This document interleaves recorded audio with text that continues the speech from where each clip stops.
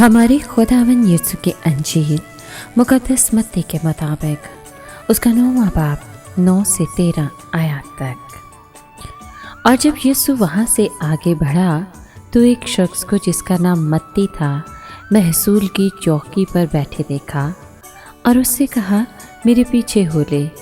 वो उठकर उसके पीछे हो लिया।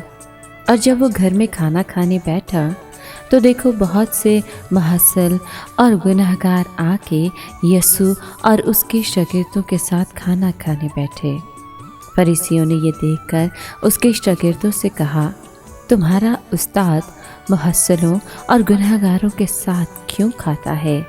उसने ये सुनकर कहा कि तंदुरुस्तों को नहीं बल्कि बीमारों को तबीब दरकार है। लेकिन तुम जाकर इसके मायने दरियाफ्त करो कि मैं कुर्बानी नहीं बल्कि रहम पसंद करता हूँ, क्योंकि मैं रास्तबाजों को नहीं बल्कि गुनाहगारों को बुलाने आया हूँ। पाक कलाम के पढ़े और सुने जाने पर खुदावन की बरकत हो, खुदा का शुक्र हो। अजीज़ दोस्तों, 21 सितंबर को आलमगीर कलीसिया मुकद्दस मत्ती रसूल की ईद मनाती है। मत्ती का लफ्ज़ी मतलब है खुदा का तोहफ़ा, यानी ये मत्ती नाम का बहुत खूबसूरत मायने है। मुकद्दस मत्ती की बुलाहट और ख़िदमत यकीनन आलमगीर कलीसिया के लिए खुदा का अजीम तोहफ़ा है। मुकद्दस मत्ती रोमी हुकूमत के लिए महसूल इकट्ठा किया करता था। फ़लस्तीन में महसूल लेने वाला तबका ऐसा था जिनसे हर शोबा ज़िंदगी के लोग नफ़रत करते थे। यहूदियों के लिए तो ये कौमी और मजहबी सतह पर बड़ा जज्बाती मामला था। उनका ईमान था कि ये मुल्क उनके आबाओ अजदाद को उन वादों के नतीजे में मिला है जो खुदा ने उनसे किए थे।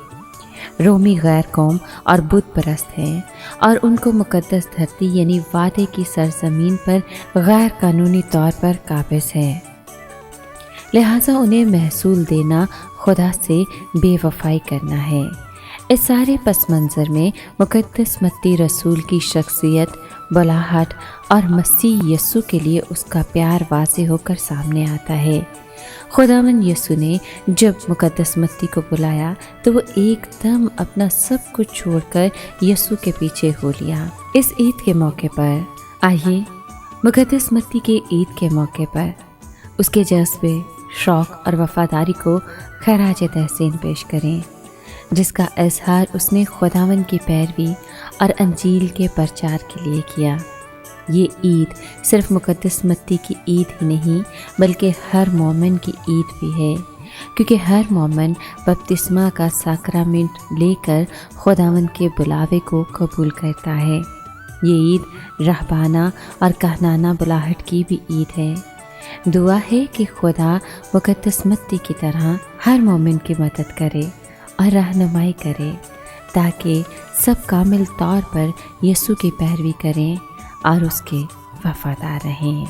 आमीन।